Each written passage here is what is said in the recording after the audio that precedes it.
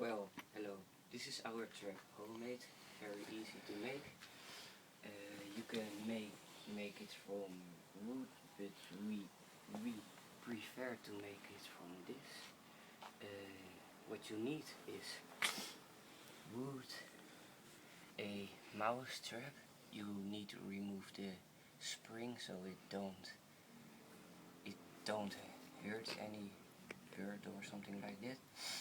And rope, a magnet for closing so you don't came out the trap. And yes, you can make a hook for do some food on it, and I will show you how it works. The pigeon walks right here. It walks, and it steps on this, and then this goes out, and this falls down. The magnet sort, yeah, so it won't open. Very easy. And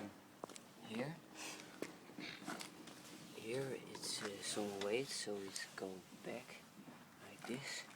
And here you make with a yes that, and the trap is made for